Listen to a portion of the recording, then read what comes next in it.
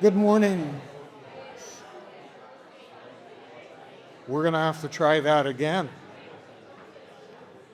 Good morning.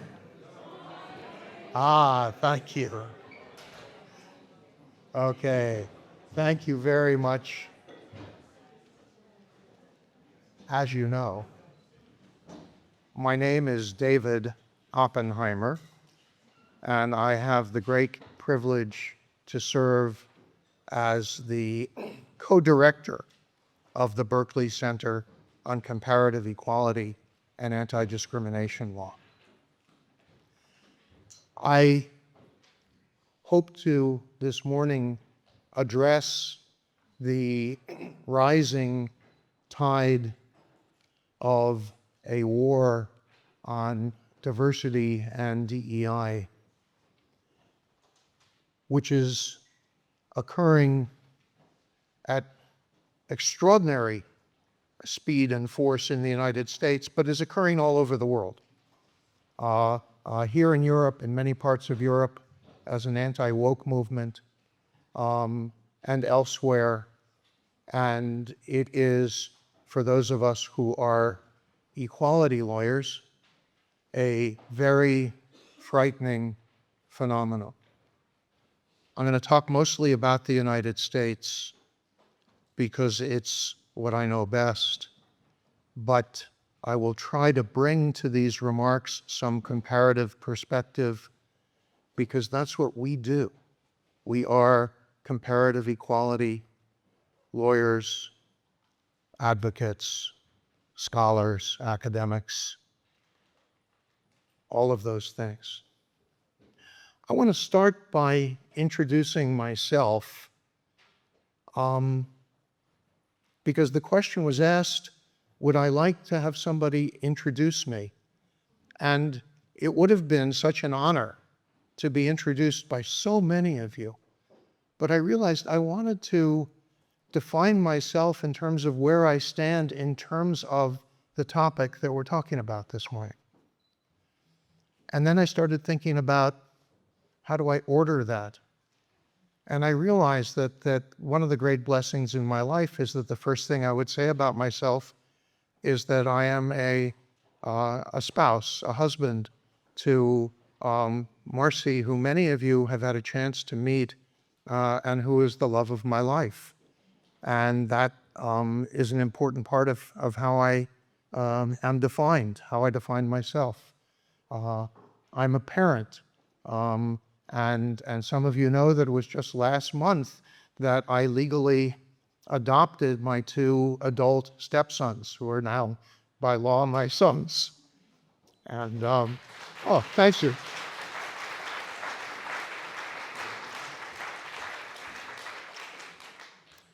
And I'm a grandparent.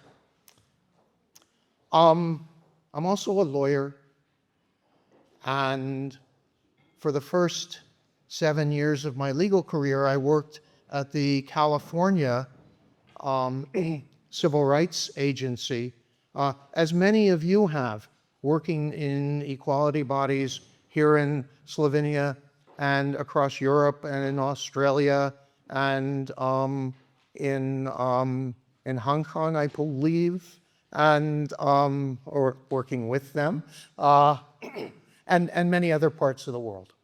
And I'm now a pro bono lawyer, an important part of what I do in terms of how I see myself is that I practice law with my students, intervening in civil rights, equality, discrimination law cases. I'm a teacher. I was a high school teacher before I went to law school. And an important part of how I define myself is through my teaching and through my students.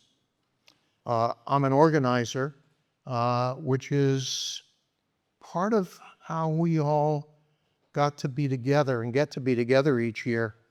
Because one of the things that I really love is finding connections between people and helping them to find those connections among themselves. And I'm a researcher. And so I want to share with you this morning some of my research on this war against diversity. And although I said I'm going to spend most of my time talking about the US, I want to start in 1867 with John Stuart Mill as his introductory speech as the rector at St. Andrews in Scotland. Mill gave a speech at St. Andrews that is a remarkable address about the importance of diversity. He did so within a context of having himself been excluded from Oxford or Cambridge because he was a Unitarian at a time when Oxford and Cambridge only admitted Anglicans. And he did so in the midst of a campaign to admit non-Anglicans and to admit Catholics and to admit Jews to Oxford and Cambridge, a campaign that was successful near the end of his life. He had, as a member of Parliament, worked very hard for universal suffrage, for women's rights, for Irish self-rule, for anti-slavery on a global scale. And then in 1865, he took a strong position against the governor of Jamaica because of a massacre of black workers in Jamaica. And he insisted that the governor should be prosecuted. He had most of the English establishment on the other side, led in part by Charles Dickens.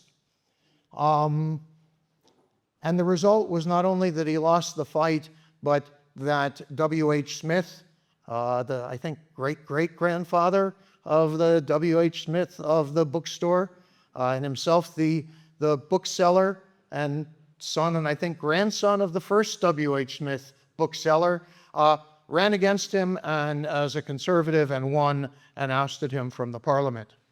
And now he is speaking to the students at St. Andrews, and what he says is, you have to expand and diversify your student body.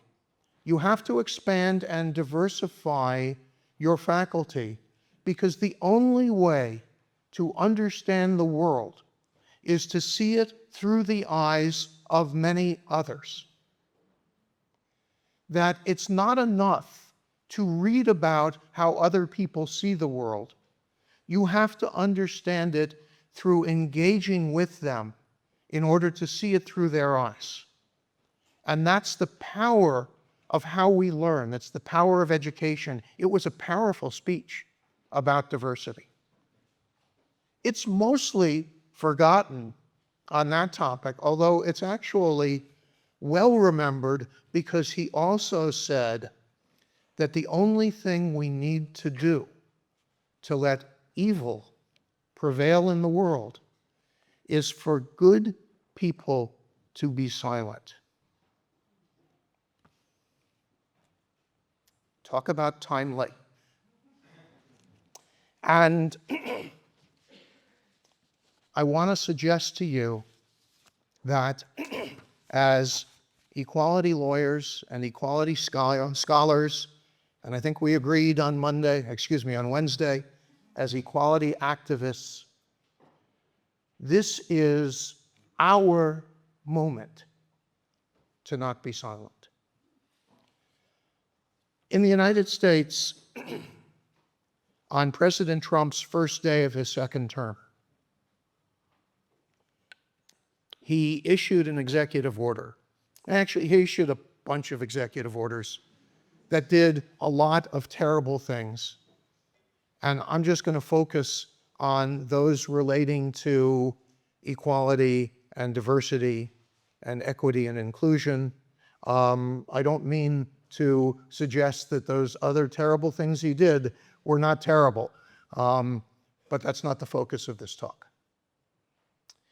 He ordered that all diversity efforts, all diversity programs must immediately end, including any diversity programs and any diversity efforts and anyone employed to work on diversity issues in the United States federal government, or in the state governments, or at any public or private university, or secondary school, or primary school, in the US military, at all private companies within the US. And just to see how far his jurisdiction extended, he also ordered that any company anywhere in the world that had any connection to the United States must end immediately all of its diversity efforts,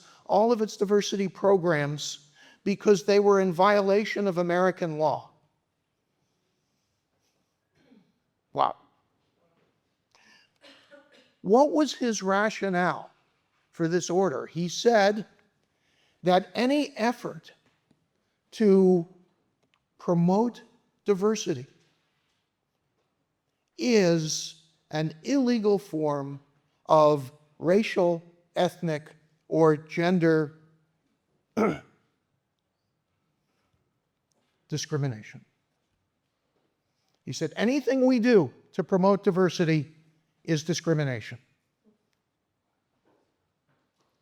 Where did he come up with this? It's been brewing for a while among the conservative think tanks and advocacy groups. It's the argument, you've all heard it by now, but have perhaps justifiably dismissed it as absurd, that any act which is race conscious or gender conscious is a form of racial or gender bias, and therefore violates the obligation in American law and beyond American law that we all be, quote, colorblind. And therefore we pretend that race doesn't exist, that gender doesn't exist. I don't know how we pretend that gender doesn't exist at the same time that we insist that a gender is assigned at birth based on biology. But it's only one of so many contradictions. And yet, the argument, if I can call it that, in support of this radical executive order is that any effort to create, to put forward racial equality or gender equality or LGBT equality is itself a violation of the principle of equality. And as legal authority, he pointed to a decision of the United States Supreme Court called the Students for Fair Admissions, and I have to put a little SIC right after that, in which the Supreme Court said that Harvard and the University of North Carolina could no longer use race as a factor or ethnicity as a factor in making admissions decisions as to who to admit to the university as a student, because their justification that they wanted to gain the educational benefits of diversity,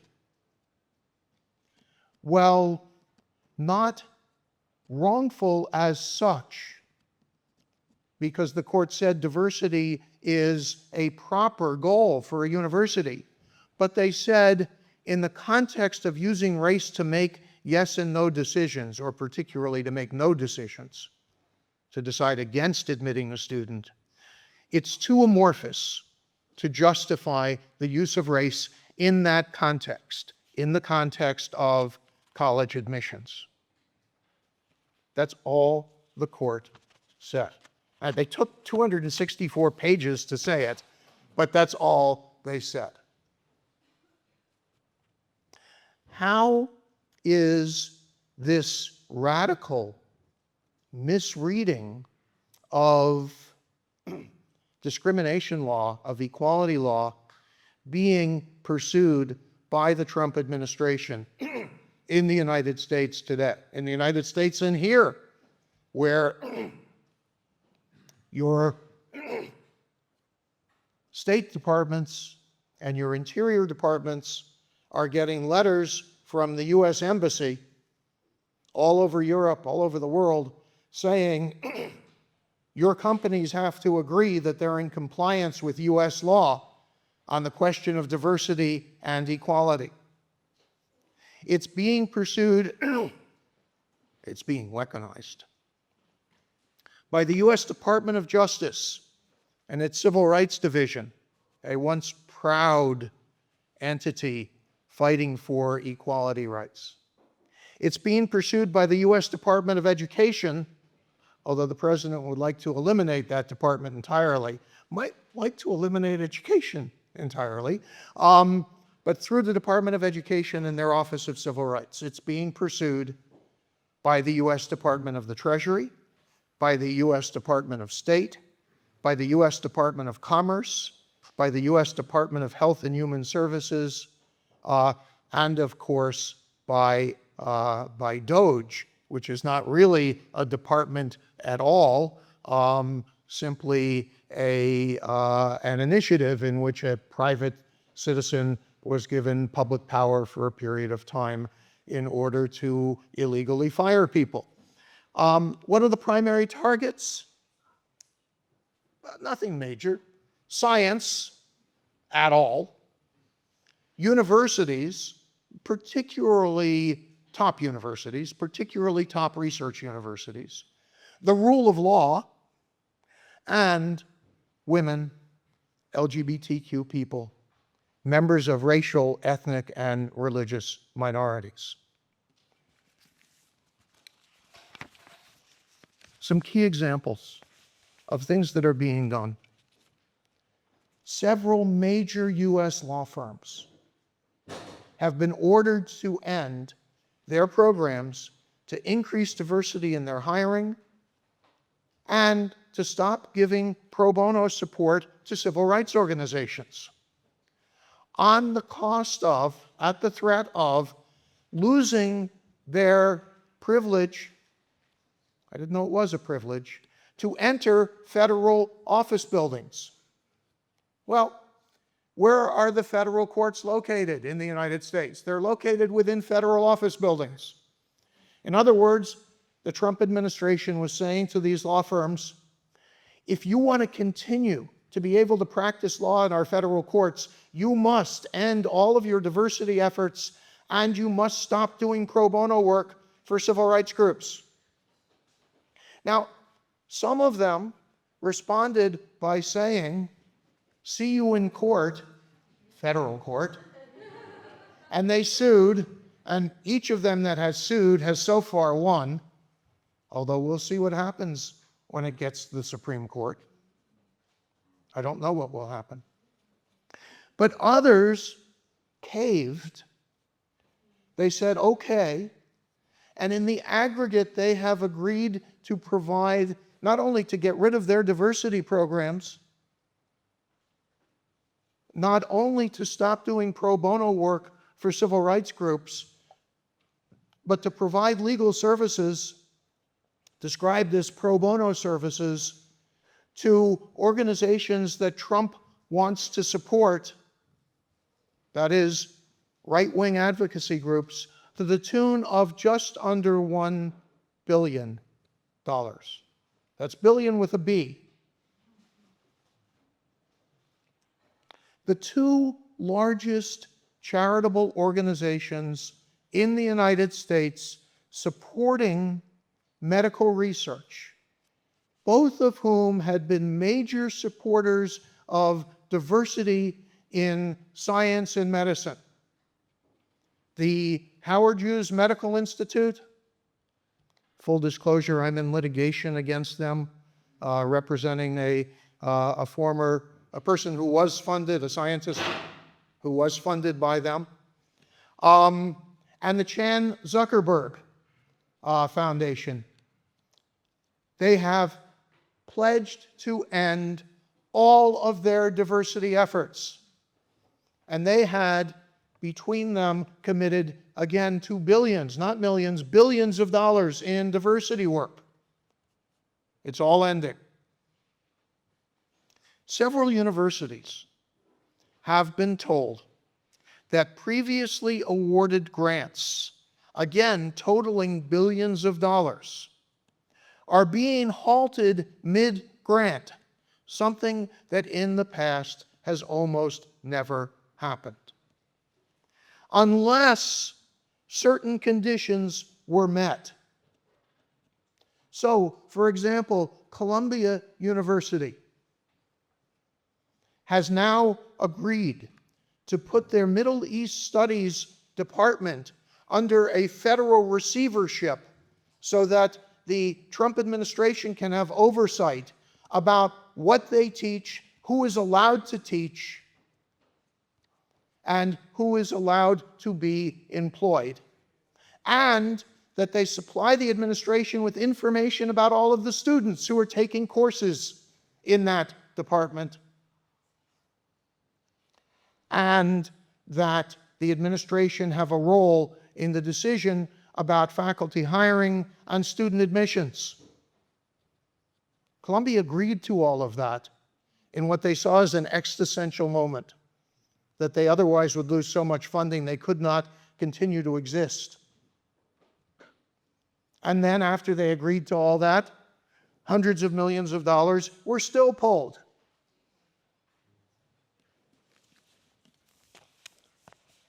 How are they deciding what grants should be pulled? Well, in part through a search function in which they look for certain words. We heard something about this from the member of the Constitutional Court who spoke as our keynote on Wednesday. So if a grant has the word gender in it or woman in it, that's a reason to simply cancel the grant. I know a scientist who was doing work on transgenic biology, whose grant was pulled because it had the word trans in it. And there's a rumor I'm trying to track down, and at this point it's just a rumor, that there's a whole series of grants involving transportation planning that made the mistake, and there it wasn't trans, it's they included somewhere in the grant that they were looking at safety at intersections. Intersectionality was on the list. The University of Virginia was told that despite the fact that they had ended all of their diversity efforts in compliance with the president's demands, that the president of the university still believed in diversity. And they said, you must fire him, or you will lose all of your federal funding. And so he stepped down. And now a political process controlled in part by the governor of the state of Virginia and in part by the Board of Trustees appointed by the governor of the state of Virginia will decide who will be the next president. And I don't know if there are any Trump children looking for work, but if there are, they might be good candidates. There is nothing about this process that escapes our traditional understanding of either academic freedom or corruption. Now, Harvard, which is certainly the best-known university in the United States, maybe the best-known university in the world. Or maybe that's just an American view. It could be. Harvard was told that the entire university, including all of their hospitals that they run, were going to lose close to $1 billion in grants without any kind of review process at all. And they sued. They said, no, we're not. And they went into the U.S. federal court in Massachusetts, and they sought an injunction to prevent those grants from being lifted.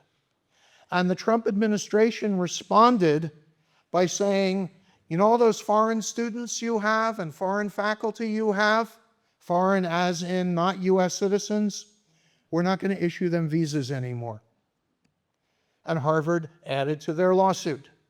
And then the administration said, well, we'll make it easy. We're just going to declare you ineligible to enroll students who are not US citizens.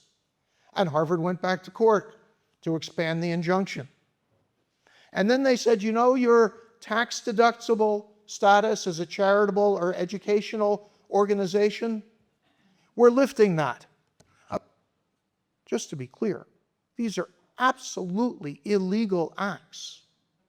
Absolutely, clearly illegal acts. And so Harvard went back to court. And they said, you know that accreditation you have as a university? We're working now to cancel Harvard's accreditation. You don't meet the standards for higher education. And they said, if you want to settle, we're prepared to settle. And the main thing we want is that we're going to decide going forward what students you admit, and we're going to decide going forward what faculty you hire. And Harvard sued again. So that suit with all of those threats are in the district court, and I don't know what will happen. But many have concluded that the net effect of what will happen if Harvard loses one or more of these claims is that it will certainly lose its role as a leading institution in higher education.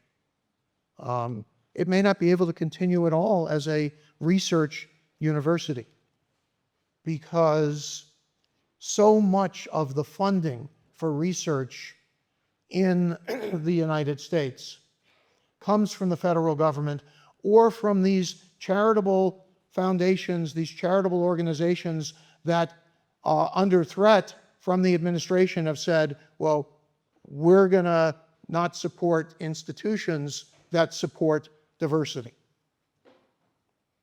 More broadly, universities are being told that it's a violation of federal law, it's a form of discrimination to have Black studies professors and Black studies departments and ethnic studies departments and women's studies departments because they encourage students with their young, malleable minds to become critical of America. Museums are being ordered to stop displaying exhibits about Black history. Military cemeteries are being ordered to stop providing information about where Black veterans are buried. Many top government employees in nonpartisan positions have been removed, often again illegally, removed from jobs where the jobs were created by Congress with terms of a certain number of years because they have been described as diversity hires, meaning they're not white men. The one I find most painful is Dr. Carla Hayden. Dr. Hayden was the first Black woman to serve as the director of the Library of Congress, a position that the president has no authority over, but he thinks he does. She had just a few months left on a 10-year term as the Librarian of Congress when she received an email that said, Carla, just her first name, not Dr. Hayden, Carla, you're not pursuing the agenda of the administration, and so we are firing you from your position. And the president's press secretary was asked about this firing at a press conference, she said, "Oh yeah, Carla." Is it clear to everyone here that white men are doctor and black women are addressed by their first name? Their slave name, if you will. "Oh yeah," she said, "Carla has been totally inappropriate. She's a supporter of diversity, and on LGBT, she has been putting inappropriate LGBT books on the children's shelves at the Library of Congress." Well, just to be clear, the Library of Congress is a research library and a depository for books published around the world. It is not a lending library. It is not a children's library. There are no shelves of books for children. There are no children going to the Library of Congress to borrow books because the Library of Congress doesn't lend books. It's just a fabrication because they couldn't stand that this highly accomplished black woman held a position over which they don't even control. But faced with the kind of retaliation and death threats that come from the right when someone is outed as a supporter of diversity, she resigned. Kelly Dermody, San Francisco lawyer, member of this center. She's spoken a number of times at our events in Berkeley, is representing a class of federal employees who were high-level employees fired from their jobs. And within her class, she says, 90% of those people targeted for terminations based on a perceived association with diversity, equity, and inclusion are women or non-binary, and nearly 80% are black women. That's who is being fired by the Trump administration because of their association with diversity.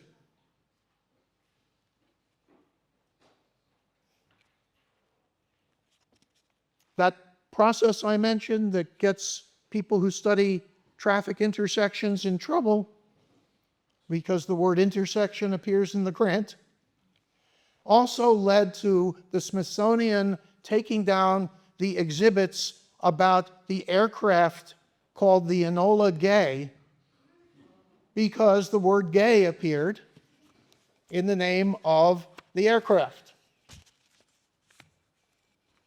Now, there is resistance. There have been over 200 lawsuits filed.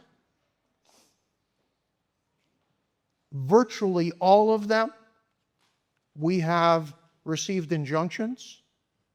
The ACLU and the NAACP Legal Defense Fund, where Joy Milligan, my co-director, used to work, have been extraordinary in the amount of litigation that they have brought and in their success in the federal courts. Here's a quote from a federal judge appointed by Ronald Reagan, not one of the great progressive presidents of American history, a white man, a lifelong Republican. Quote, "I've never seen a record where racial discrimination was so palpable. I've sat on this bench now for 40 years. I've never seen government racial discrimination like this." I'm hesitant to draw this conclusion, but I have an unflinching obligation to draw it, that this represents racial discrimination and discrimination against America's LGBT community.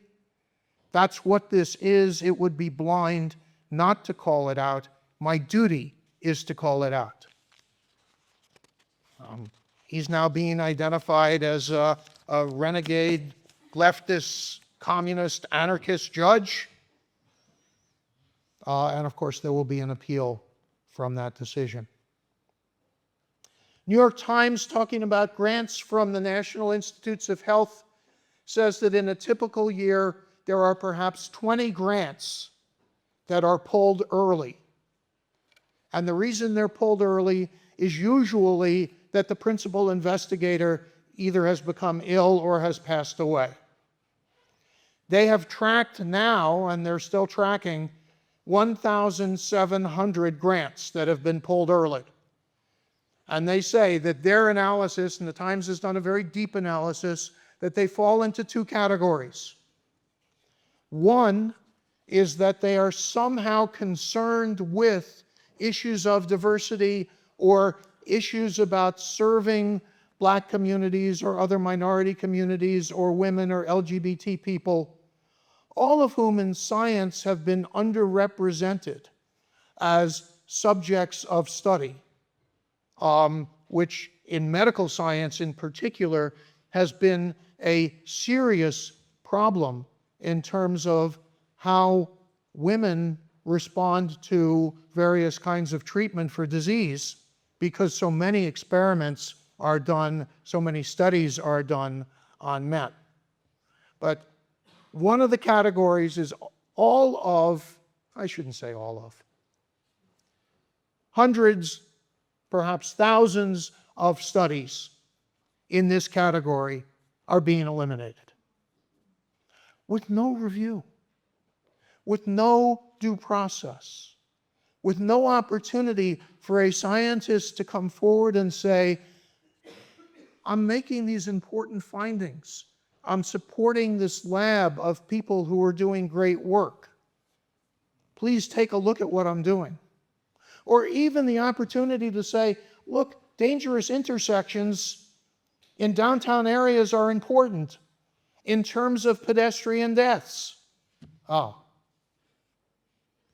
And that reminds me, I don't think that's what's behind this because it's too sophisticated, but pedestrian deaths in the United States, like virtually all disadvantage in the United States, is very closely linked to race. It's not random who dies. And a lot of people say, oh yeah, well, minorities live in communities where there are fewer traffic signals, true, fewer stop signs, true, the roads aren't maintained as well, true, but there's something else at stake.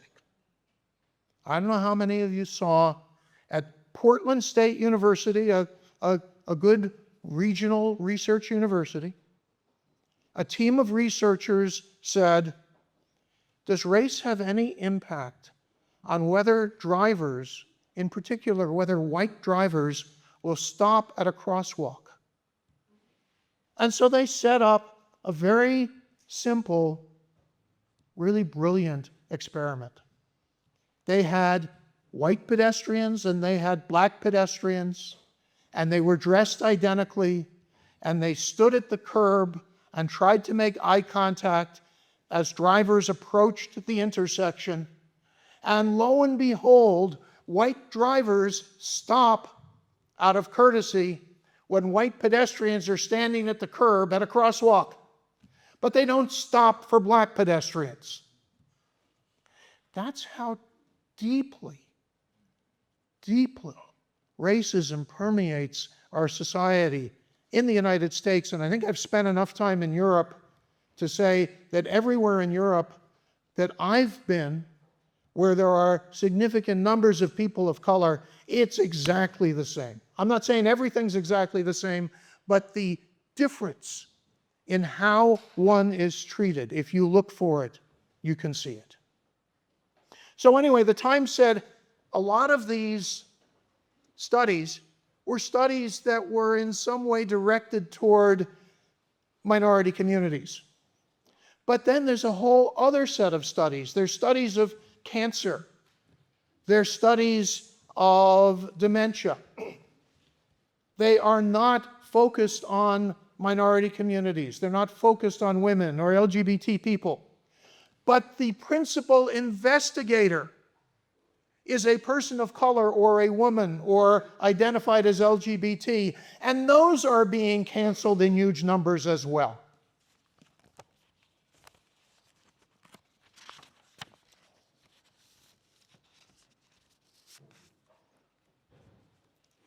I love my country, but I am so ashamed.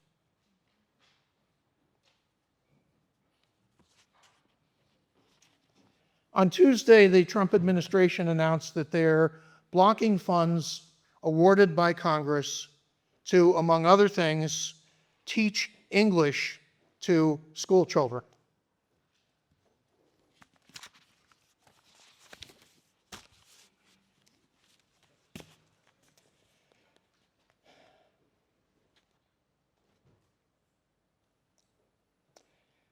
The Trump administration has defunded the entire civil rights divisions of the Social Security Administration, the Department of Homeland Security, the Department of Veterans Affairs. Each of these agencies that have had long-standing commitments to ferreting out systemic discrimination in their operations, in their grants. The Education Department sent a letter to every educational institution in the United States that receives federal funds. Let me say that differently. To every educational institution in the United States, because virtually every institution receives federal funds. And they said, without referring to any evidence, we know who you are, and we know that you're engaged in, quote, pervasive and repugnant race-based discrimination against white and Asian students. They don't really care about Asian students. That's another story. Now, we know from data that black students are disproportionately concentrated in schools with fewer resources, with less funding, with less experienced teachers, with less wealthy libraries and science labs and language labs and other facilities. And yet this letter told public schools and universities they had 14 days to purge all diversity and equity efforts, including any program intended to help diversify the teaching staff, any program intended to narrow the achievement gap that black students face, or lose their access to federal funding.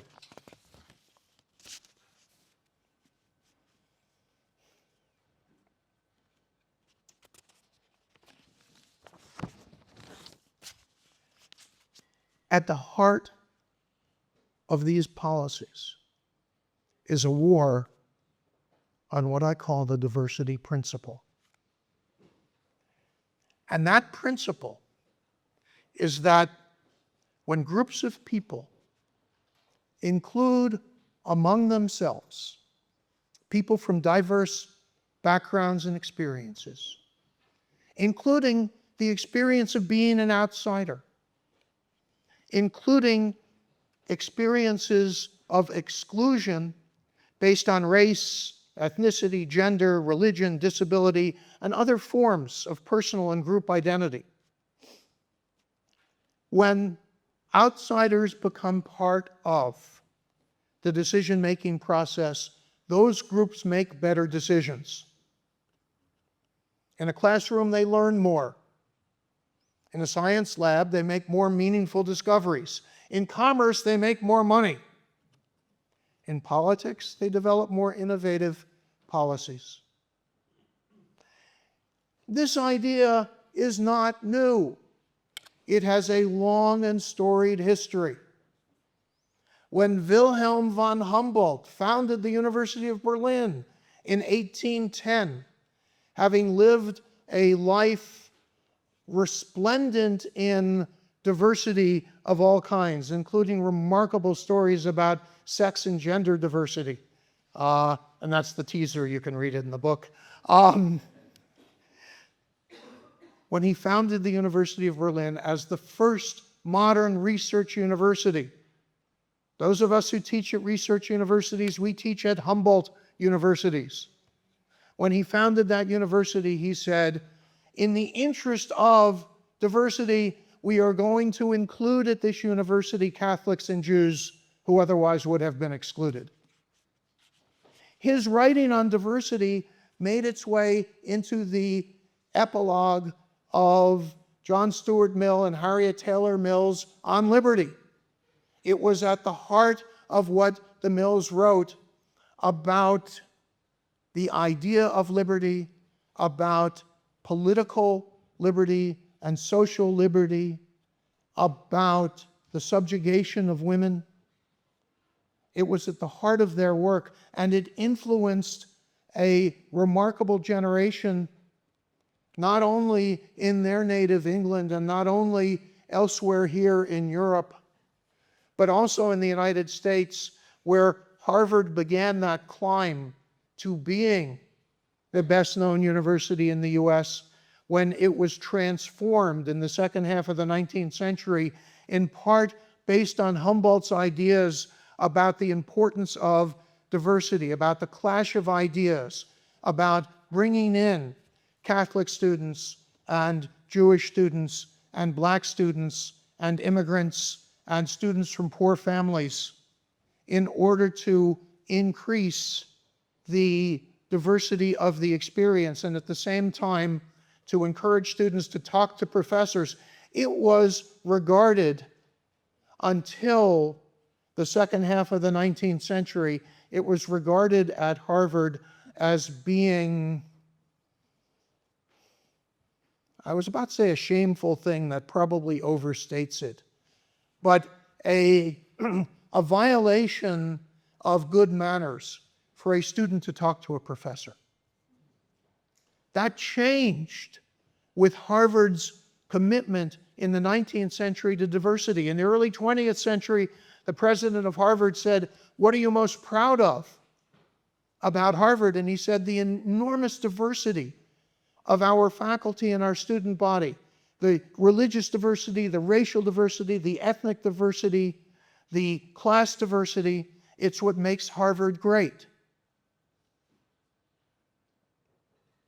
Those ideas have been at the foundation of the modern university, the modern research university, ever since. And it's our job as equality scholars and equality teachers and as experts on the history of equality and diversity, it's our job right now to speak out. There's no one better equipped to do so. Now, there's a line of rhetoric in the United States that I take very personally, that all of this is simply an attempt to reduce anti-Semitism at American universities. The Trump administration is saying Harvard is an essentially anti-Semitic institution, and that's why we have to control who's admitted as students, who we hire as faculty, and we need to know about the background of all students and any discipline they've had so that we can remove them. Now, it is this link of their efforts to anti-Semitism is a false and utterly despicable claim. Anti-Semitism is a growing problem in the United States. It comes from the far right, it comes from the far left, and frankly, there's a fair amount of it that comes right down the middle from the mainstream. But we would be willfully blind not to recognize that there are problems with anti-Semitism that need to be addressed. While we're at it, there are problems with racism that need to be addressed. There are problems with sexism that need to be addressed. Our work is addressing the problem of hatred and ill will and bias and prejudice as scholars and activists and teachers of equality. And there's a lot out there, and Jew hatred is not immune from that. In fact, the president surrounds himself with people from right-wing organizations who have made it clear that they hate Jews. And that doesn't seem to bother him. The Trump administration wants to convince us that any criticism of Israel is anti-Semitic. And as an American Jew, my family was driven from Spain in the 15th century and then from Central Europe in the 19th century. Not sure how long we can stay in North America. But the notion that any criticism of Israel is anti-Semitic should come as a shock to most Jews around the world, because most of us are highly critical at varying levels of the government of Israel, but not the state. I'm in the majority of American Jews, and I think of Jews worldwide, in believing in the absolute right of the Palestinian people to have a state somewhere between the Mediterranean and the Jordan.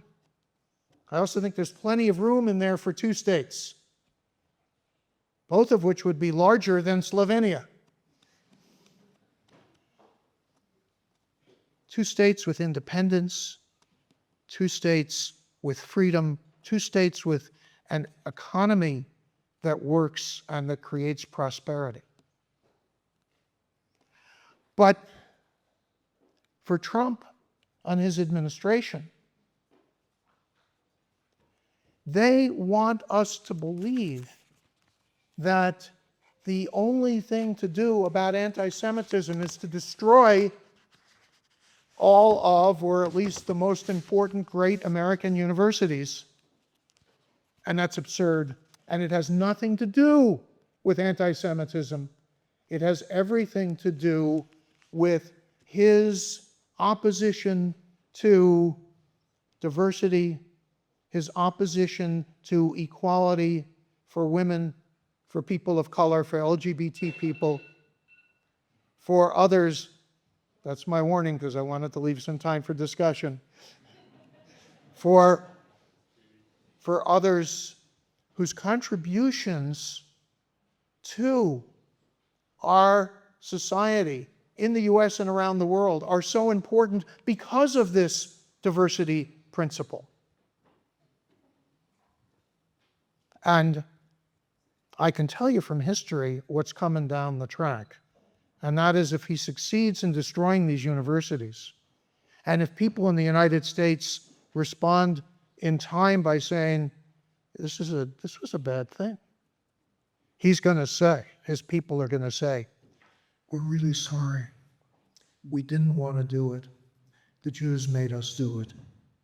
That's the oldest song in the book. And that's what's happening here. So I hope that all of us will stand together in opposition to this war on diversity and DEI, because this is our moment as scholars of diversity and equality, not to be silent. And thank you for your time.